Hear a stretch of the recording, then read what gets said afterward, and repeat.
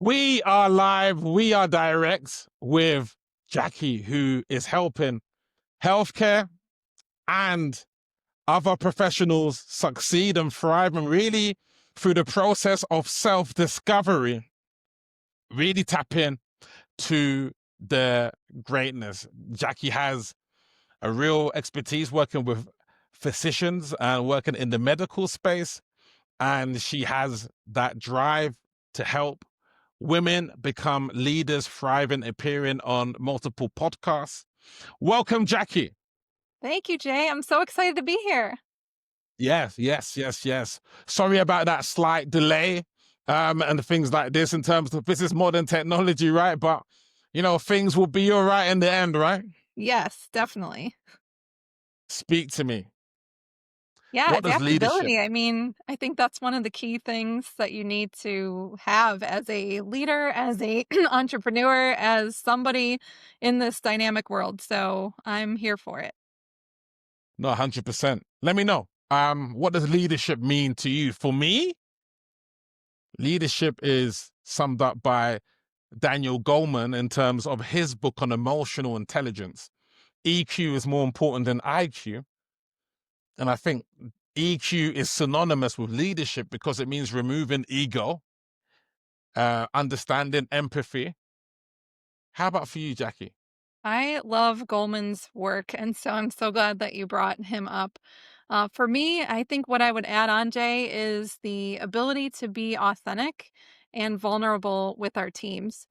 I think the more that we can lead through showing that shared connection and our humanness in the work that we do, the more that we will bring in individuals and motivate them to feel that they can connect with us, but also that the work that they do is meaningful, that the work that they do is complicated, and the work they do is interconnected. I think of the Institute for Healthcare Improvement and fostering psychological safety as a healthcare leader as a means of bringing in that shared safe space to be able to learn and grow together and realize that none of us is perfect. None of us has all the answers for anything in the world, and that we need to demonstrate that imperfection to each other in the process.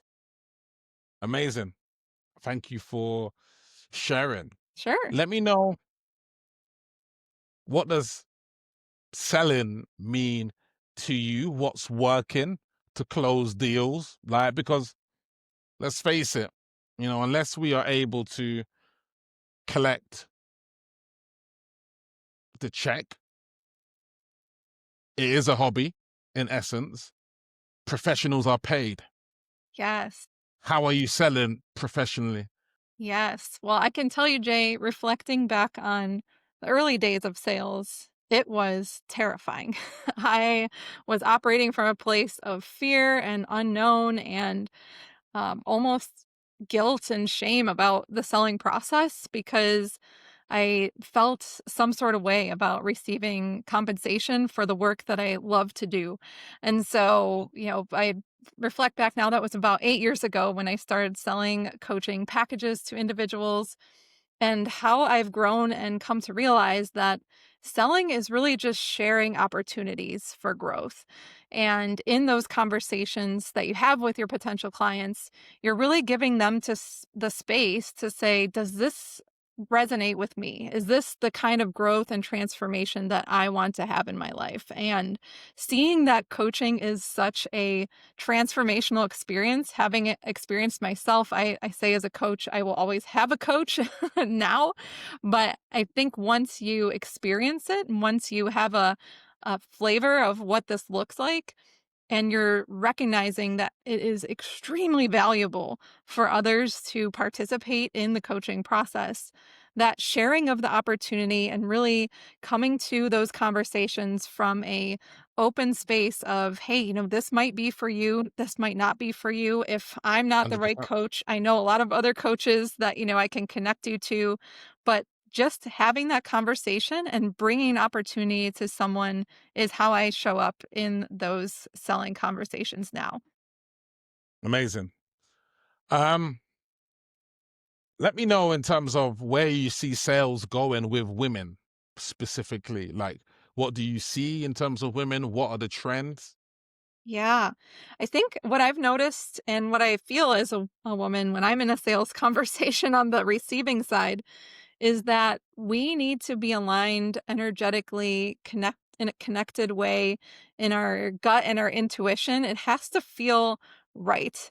I think there's the objective side of a sales conversations of okay, how much does this cost? What does this investment look like? What are the logistics of it? But as women, we deal a lot with feelings. We need to feel comfortable and trust in the coach that we're working with. We need to feel that we are connected and safe and supported in that space. We need to have that gut feeling and that intuition come up for us that this is the right person to work with. And so I encourage folks who are looking for, their next investment or opportunity to work with someone, how are you feeling during those sales conversations and what's coming up for you? Good, bad, indifferent. I think we feel a lot energetically when we're in conversations with individuals that tell us intuitively whether or not we want to work with someone. Okay, perfect. Um, Let me know in terms of who do you ideally work with? Are they leadership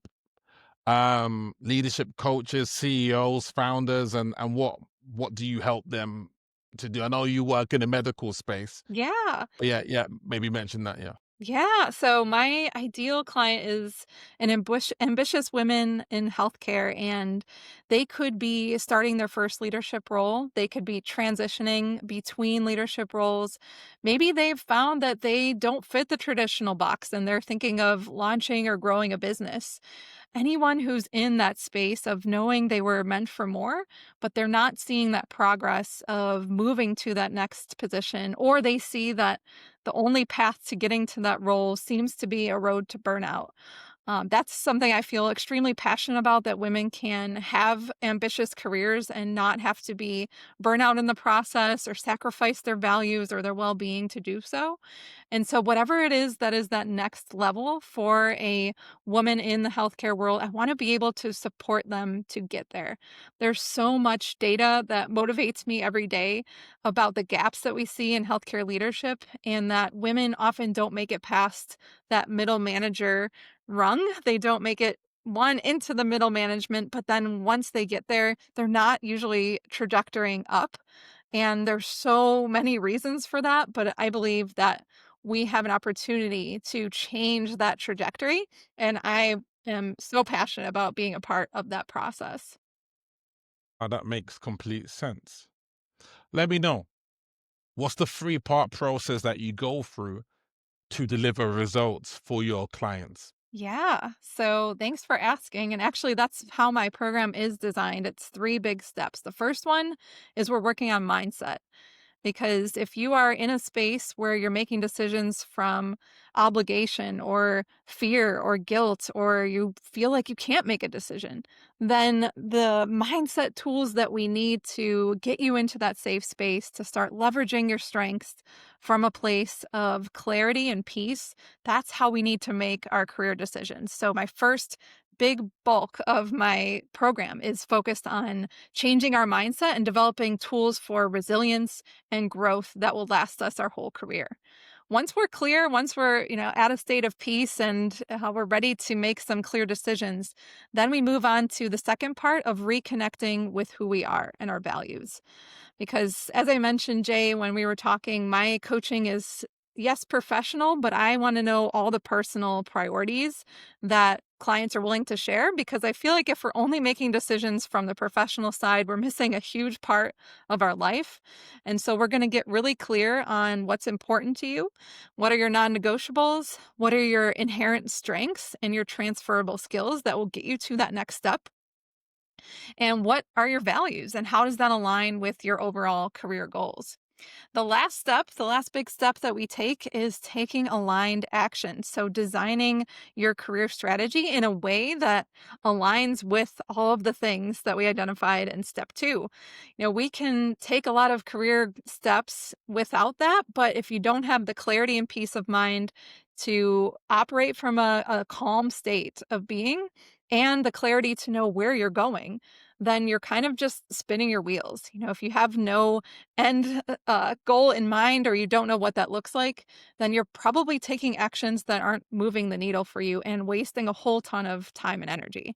And so that last big step, I always tell clients, like, if you're going into a coaching experience, you have to be ready to take a lot of actions because I'll push you as a coach to develop that action plan, but then stay accountable through coaching to be able to move on those actions so that you're making progress. No, that makes complete sense. Um, Let me know in terms of what's the big goal over the next 12 months in terms of, yeah, what's the Oh, big goal? yeah. So I'm excited to bring on my first team member to the coaching team. That will be starting probably here at the end of 2025, 2026, as the company has grown. The quote of go fast, what is it? Go alone or go with others and go faster to that extent. And so I know that I need to bring in more support to be able to grow the company. And in 2026, I just see a year of growth, potentially doubling the company or serving as many women as possible. Ideally, I'd love to work with 100 women in 2026 in different capacities. So if there's any woman executive in healthcare out there who's interested, let me know because my goal is to serve you in whatever way is best for you as well. Okay, now makes perfect sense. Um, what's the biggest challenge would you say that might get in the way of you serving these people? I think a challenge that comes up for all of us could be a limited amount of time that we might have, and really we can't create more hours in the day necessarily. However, 100%. what I've come to realize is that once you align your time with your priorities and you really do an analysis of where you're spending your time and how that time can be better utilized, that you can free up space and start saying no to the things that are not aligned and start saying yes to the things that are aligned. So, for example, this podcast, Jay, when you reached out, I'm like, oh, yeah, this makes total sense. This aligns with my goals, hopefully aligns with Jay's goals as well. And really knowing in your gut when you say yes to something, it's a heck yeah. And when you say no to something, even if you're hesitating for 1 second on a decision, that should probably No, be it a makes no. That should be a no for you, makes right? complete sense. So No, that no, to yeah. me in and managing energy and time, I think is the most challenging, but the most important thing that we do as business owners. Mm. I like the piece in terms of alignment because that's constantly evolving and constantly we're having to look at what's working, what's not working, and things like that. So I think that's very powerful. I agree. That's I very think powerful to once you maybe know look at. Yeah. go ahead. No, I just the sort of power of looking at any given stage, things can change, things can adapt. There's different ways in which we can do things. So yeah, 100%.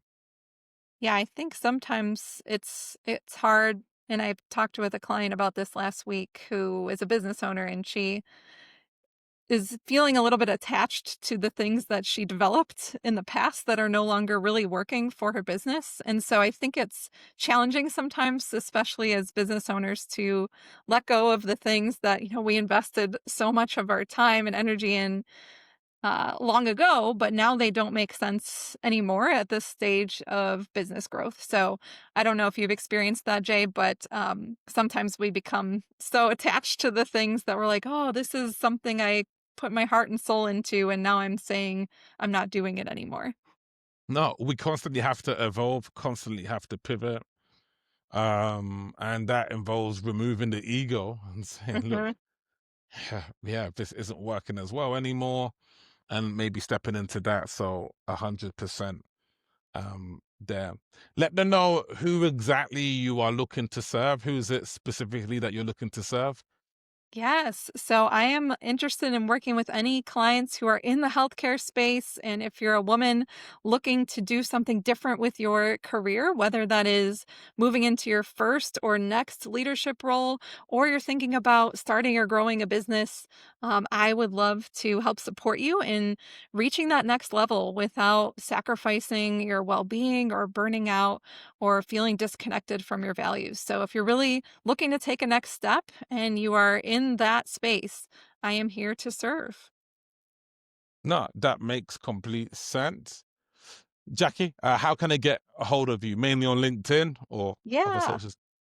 Yeah, LinkedIn. I'm also on Instagram, but I'd say the most activity will be on LinkedIn. I also have a free Facebook community called Empowered Women Empowering Women. So I can send you that link, Jay, if you want to put it anywhere. But if you want Yeah, to DM 100%. me Yeah. on LinkedIn, I will get back to you through the messages as well. Amazing. Thank you for your time, Jackie. Amazing to connect with you Thank you, today. Jay. Amazing. Cool. Thank you.